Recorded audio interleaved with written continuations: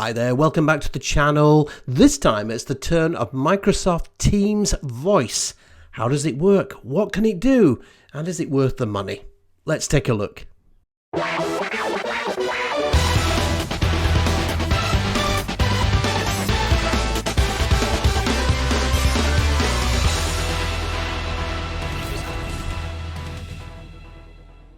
Hi everyone, Andy Malone, MVP and Microsoft Certified Trainer. This time around, it's the turn of Microsoft Teams Voice. That's Microsoft 365 to you and me.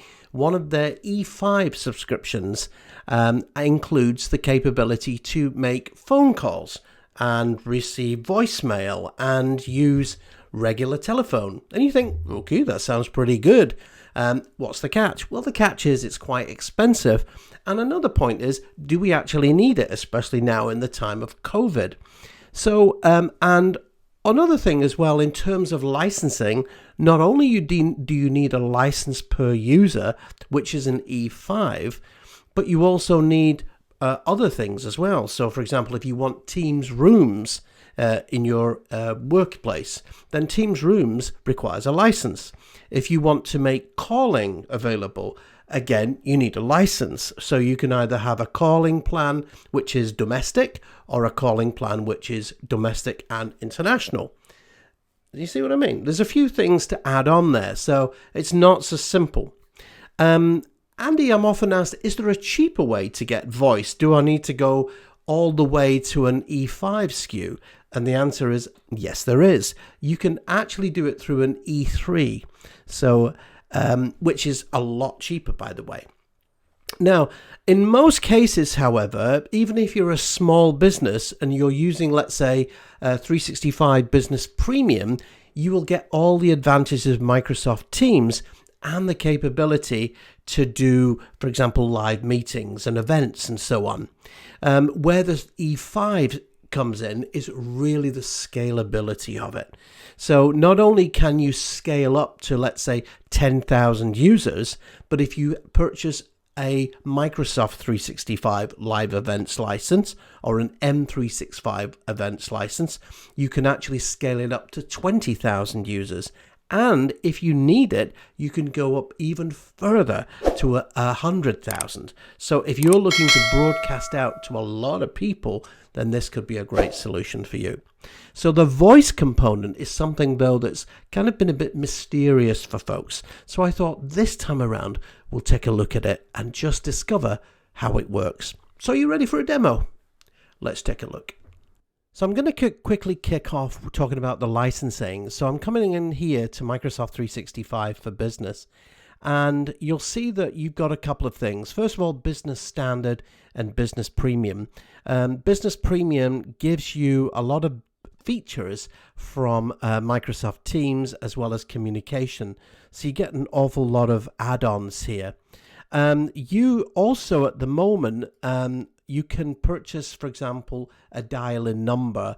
So that means that if you're traveling, you could, and you've got to attend a meeting, you get these dial-in numbers. At the moment, Microsoft are actually doing these for free as a special offer.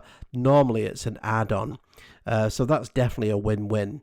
The one thing that's missing here, though, as you can see, is you don't get Teams Voice. Now, you can have up to 300 users using Microsoft Teams. And just to remind you, and I've said this before, that includes guest users. So guest users, essentially, if you per license, you get 5 guest users per license. Now, the one thing that this doesn't include is it doesn't include Teams Voice. So what we do is we flip over into the Enterprise SKU. So if I just pop into the Enterprise and have a look at plans and pricing here, you can see that typically there are 2 main plans. So you get the E3 and you get the E5, and you can see the difference between the pricing is quite high. But with an E5, not only do you get the voice and the capabilities, see meetings and voice, and this is the only one that gives you Teams Voice, by the way, but you also get an awful lot of add-ons. So you can actually make audio calls, and also it gives you the capabilities to connect a phone system as well. And this is obviously a virtual phone system that's managed by Microsoft for you. Now, the one thing that you also get, in terms of storage, you get tons of storage, work management, analytics, and so on. Now, in terms of live meetings, the scalability for the enterprise plans are enormous. So you're not limited to those 300 users. Potentially, it's unlimited. Again, for guests, you still get that 5-to-1 ratio. So this is the one that only gives you the phone system. Okay, so knowing that, what I want to do now then is come over here into Microsoft 365, and I'm going to come down and open up Microsoft Teams. So here in Microsoft Teams, and if you've not seen my other Teams videos, then go ahead and check them out. I'll put a link below here, but they're in my list of videos there. What I want to do is I want to come here into the voice settings today. And I specifically want to have a look at these voice settings. So in terms of phone numbers, the first thing that you're going to want to do is you're going to want to purchase phone numbers. Now, Microsoft give you, with your license, they'll give you a whole batch of phone numbers. So typically, these could either come in one of two ways. First of all, you need to set up your country and region. So, for example, I'm in the UK, and it will say, okay, what kind of number are you looking to purchase? So is it going to be a subscriber number, a toll number that payable? You can have toll free, and these are called service numbers. So an auto attendant and let's say a menu system, you would set up typically a service or a resource account for these. Microsoft also give you access to what we call a conferencing bridge, and this is where you can get the dial-in numbers, which are really nice actually. So you can choose what you want there. So for example, I'll say, yep, I want to go and purchase subscriber numbers. You then need to go through a series of processes, choosing your cities. You need to put in your address for the location, and it will tell you, okay, with your subscription, you've got 100, let's say 100 phone numbers. Click on next, and you can then go through the purchasing process. The other way to get phone numbers is to port them in. So porting them in, let's say, for example, you've already got a phone system. So whether it's Cisco, whether it's Skype for Business, or something like that, typically this is a CSV file, a spreadsheet in layman's terms. And essentially you just have a list of phone numbers and it just sucks them in. Once you get the list of phone numbers here, you can then select the phone number and then assign it to a user or a service. So that when the user typically goes in here, if I go into users, you will see I've got a selection of users here. So here's Alex, and I've got his voice details here, and you can specify what Alex's dial out settings are. Now, as I mentioned in the introduction, you can choose a calling plan. So is it in the same country or region, aka a domestic calling plan, or is it any destination, which essentially is an international calling plan? But you need to purchase the credits for the calling plan, all right? In terms of, this is interesting as well. So if Alex is part of a sales group, one thing that you can do is you can create a group pickup. So for example, I can type in Adele here, and I'm going to bring in Adele. So I'll bring her in. There we go. And I'm going to bring in Bianca. Okay, I'm going to add Bianca in, and I'm also going to add in Cameron. Okay, so you just need to type in, by the way, the first three letters, and it will go off and it will search them for you. Okay, so let's say that Alan is part of a team. You can then see, I can pick up this group call pickup, particularly useful in a call center or something like that. and you can specify in which order. So Adele, Bianca, are their phones going to ring? Are they going to be on mute? Or is a banner going to appear on the screen? And you can move these up and down. You can see you can move them up, move them down, and so on. In terms of the call delay, do you want to give Alan a chance, 20 seconds, to pick up the call before it will ring the other people, his colleagues? And in what order should the incoming call be sent to the group? Simultaneous ringing for all the members, or you can do it in order of table rows. So in this case, it'll go to Adele, then Bianca, and then Cameron. In terms of call delegation, this is another nice feature. So again, the last thing that you want in a call center, and I'm sure we've all had this experience, is that when you call that call center, nobody picks up the phone. So in this case, you can specify somebody else in the list. So again, I'm going to say I want Adele to actually pick up the call. So if nobody answers it, then send it to Adele. The other thing that you could also do is you could send that back to reception or something like that. Okay, so you can see I have now set up the voice options, his outbound calling, and also his group pickup. All right, so there we go. Well done. So as I said, you can either purchase the phone numbers or you can port those phone numbers in. One of the most important, in fact, one of the first things that you need to do is you need to perhaps have an emergency policy. So when you first purchase Teams, one of the first things it will do is it will ask you to input an emergency address. So this is in case somebody in your office dials 911 or 112 in Europe or 999 in the UK. It's so the emergency services know where you are. So you can bring in again an emergency address. So this is typically, it will ask you your country, then it will ask you your city, and finally the address. All right, and you do that actually as part of setup. The other thing that we can also do here is obviously emergency policies. You can also have something called call routing policies. So you can see that we have a default one here. Again, this is just a default tenant that I have. And you can set up dynamic emergency calling. And basically the numbers are phone numbers that users can dial in case of an emergency. And as you can see, 911, 112, 999, and so on. So I can then go in and I can add in one of those numbers. All right.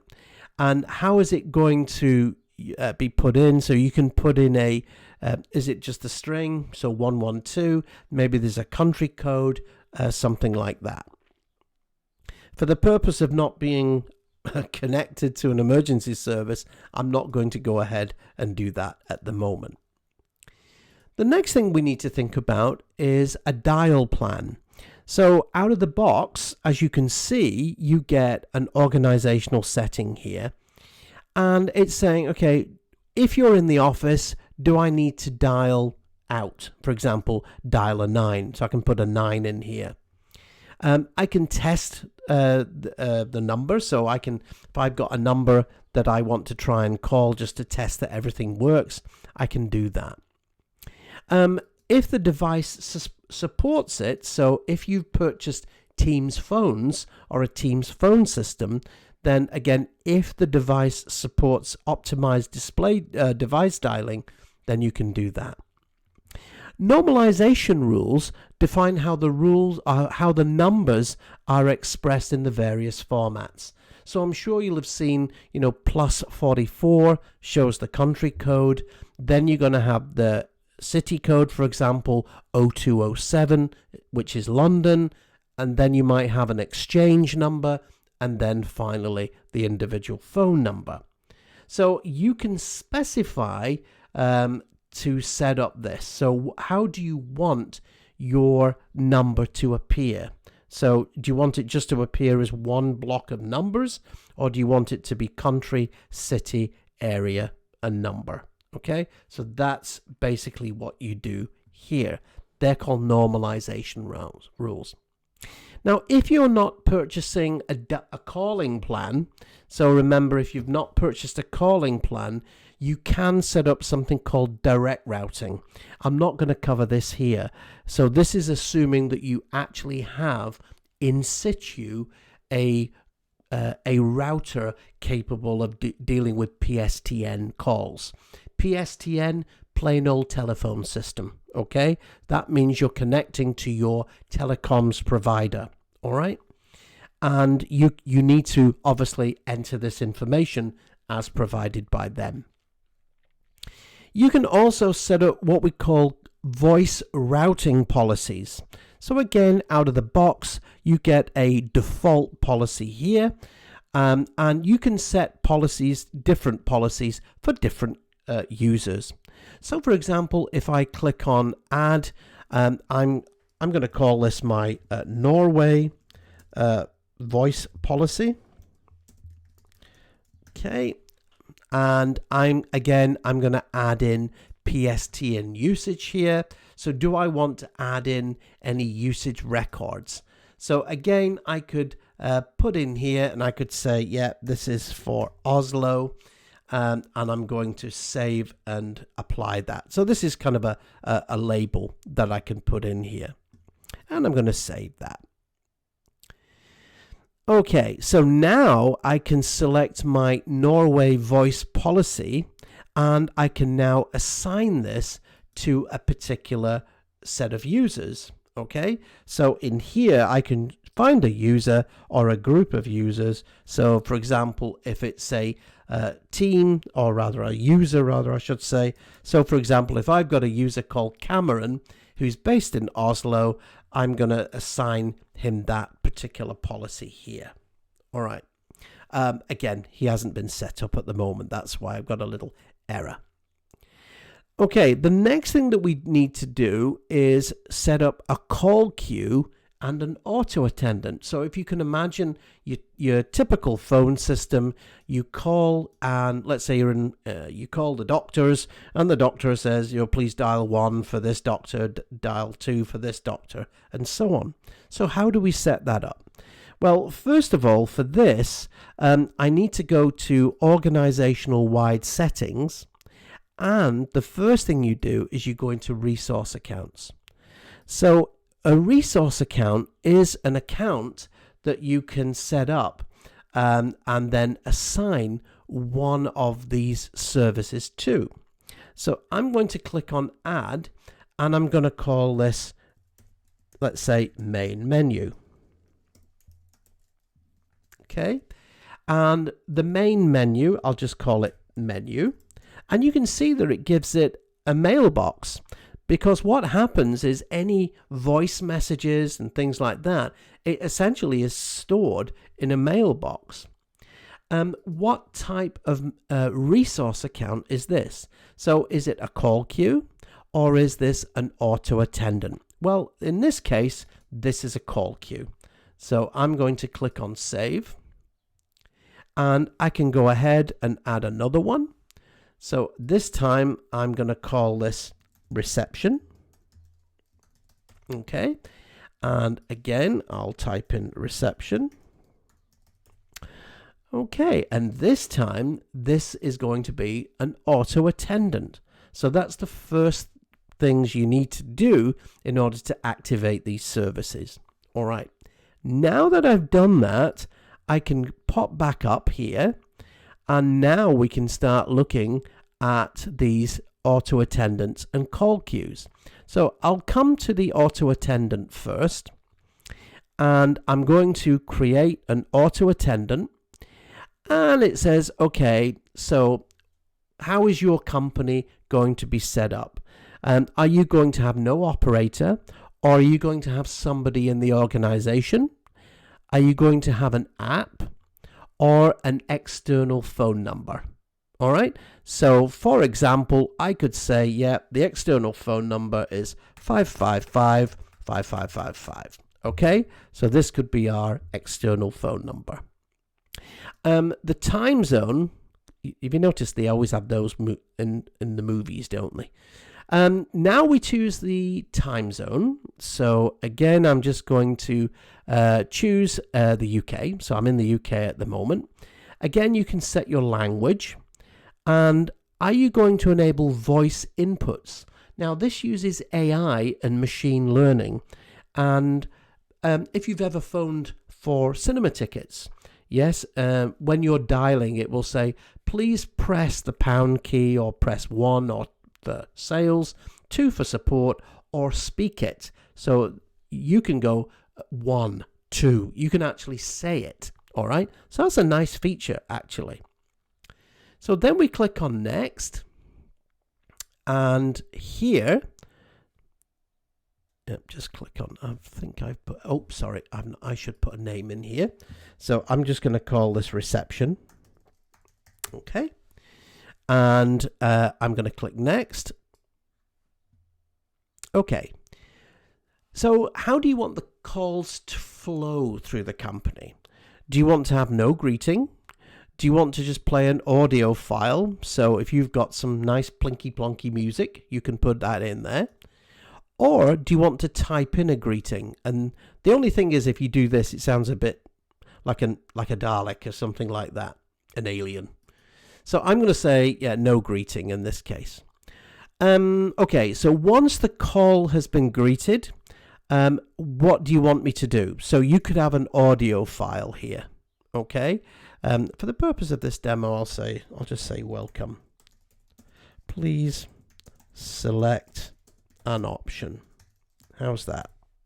Okay. Once that's picked up the call, you can then either redirect the call, okay, to somebody in the organization, or you can play, this is where you would now play the menu options. All right. So you can assign 0, let's say key 0 for reception, so the operator, okay. I can then say, okay, so you can see that's the operator. And then I can add another one for sales, another one for support, and so on.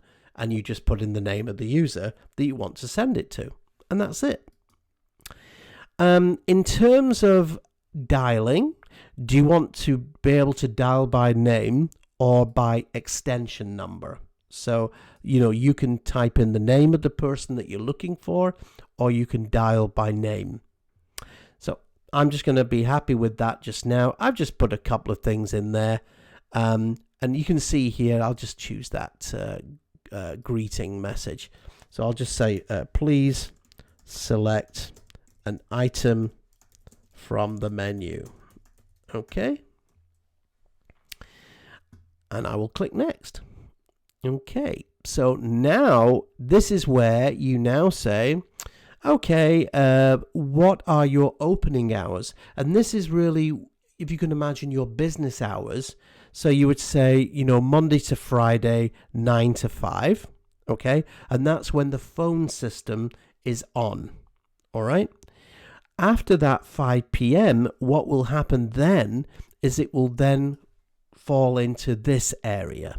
So set up the hours for, to deal with the out of hours. So again, if this was a medical center, I'm sorry, the doctor's surgery is closed right now. Please forward to this emergency number. Yes, you get that idea. Okay, and then you can do menu options there if you want to. All right, so that is quite useful. So in this case, I'm just saying disconnect the call, but you can either redirect the call to, let's say, an emergency number, or you can provide them with additional options. So once you've done that, that's the call flow. Then we need to think about, do you want to have any holidays? So I'm assuming that you're not wanting to work your people to death. So again, you can go back in at any time. I can select call flow during holidays. So Christmas time, anything like that. Again, I can add in a call flow here as well. The dial scope. Okay. So how do you want to find people? Do you want to include all people? So when users are dialing in, they can search for specific people, or just a specific group of users. So for example, the sales team and so on. And you can put their email address here. So we're working in Microsoft Teams. Microsoft Teams have an email address, salesteam@mycompany.com. Okay. For the purpose of this demo, I'm going to say all online users. Again, you can either do this where you can include everyone except, or you can exclude everyone except. So again, you can have an allow list, or you can have that block list. So next, I can then add my resource account. So this is my reception resource account. So again, all I do here is just type in my reception, and you can see it's now found that resource account, and I simply just add that in, and there we go. Okay, and that's it. I just submit that, and that's it. I have now completed my auto attendant service. It's probably complaining because I've not put real phone numbers in. Okay, but essentially that's how it works. Okay. The next thing then is you can also do a call queue. So again, this is similar. You can go in, I can add, you can specify the language. So, you know, the language for the call queue. So in this case, I'm choosing English. Again, you will need to add in a resource. So in this case, I'm going to type in my resource, which is the menu. Okay, and add that in here. Next, I'm going to say, do you want to play a greeting? Do you want to have like music on hold while people are waiting? So welcome to the company. We'll take your call as quickly as possible. So you can choose how the greeting plays and then music on hold. Do you want a particular team to pick up the call? So the sales team, the marketing team, and so on. Or do you want to choose specific users and groups? All right. So I'm going to, let's say, add a channel and choose a team. So I've got customers in Oslo. So I'm going to bring in my sales team. So this is my Trondheim sales team, and I'm going to choose which channel they're going to be in. So I'm going to pop this into sales leads in Microsoft Teams. Okay, so I click on add, and now you can either do a team or you can choose by users, and you can then also enable conference mode. So call agents that use the, if they're using the old Skype for Business, won't receive calls in that case. So how are you going to route the calls to your users? So is there a receptionist that says, hang on, I'll put you through? Are you going to do serial routing? So if you've got, let's say there's 20 sales guys in that team, what will happen? It will go 1, 2, 3. It will go round them one at a time with serial routing. Round robin is it will just go to the first available person who's free in the team, or to the person who's been sitting idle longest, so he's not picked up a call. You can also do presence-based routing as well, and that's where you have the traffic light. I'm sure you've seen it in Outlook. Yeah, so if you're free, you're green, it will then let you do that. Call agents can opt out, so if you're going for lunch or something like that, that's fine, and it will alert the agent for this amount of seconds. You can also do a call overflow. So again, 50 is quite high. I'm thinking you're going to be there forever. Once that's been reached, either disconnect the call or redirect the call to a person in the organization. and then timeouts. So after 20 minutes, how many times have we phoned an airline? You're the next caller. And then it disconnects you. It's so frustrating. But that's essentially, that's what they're doing. All right. Again, you can either disconnect or you can redirect that call. There we go. So that is dealing with a call queue. The next thing that you can do is you can also create what we call a park policy, a call parking. So again, we get a default call parking policy, but you can add one as well and then assign it to a different group if necessary. So are you going to allow call parking? And you can specify a friendly description here. So basically you can say how many calls, how many seconds are you going to allow for the call. So you've got to pick up the call within a certain amount of time. All right. If not, it will then get picked up. We also have calling policies here. So your calling policies, we have a few default personas here. So if you're a frontline or first line worker, global policy here. So we can look at this one here. So as an example, we can make private calls. You can choose whether do you want to allow forward calling to simultaneous people in your organization, so multiple people. Do you want to do to simultaneous ringing to external phone numbers? Do you want to allow for voicemail for inbound calls? And you can see that by default, this is user controlled rather than enabled or disabled, which is probably what you would want actually. Inbound calls can be routed to call groups, so your salespeople and so on. And delegation for inbound and outbound calling. You can also set up prevent call bypass, so through PSTN, and you can say busy on busy is available. So if you've got that facility, you can do that. Are you going to allow web PSTN calling? So that means that you can dial public switched telephone networks, so external phone lines, which is definitely something you would want. Finally, we have caller ID policies. So if you want to have caller ID policies in your organization, you can do that. There is a default anonymous policy, but you can also use the global policy as well. And I can say, right, do you want to block caller ID? So you can switch that on or off. Do you want to override the caller ID policy and replace the caller ID with either the user's number, just a regular service number, or I'm sure we've all had those phone calls that say they're anonymous, but they're actually salespeople. Replace the caller ID with the service number.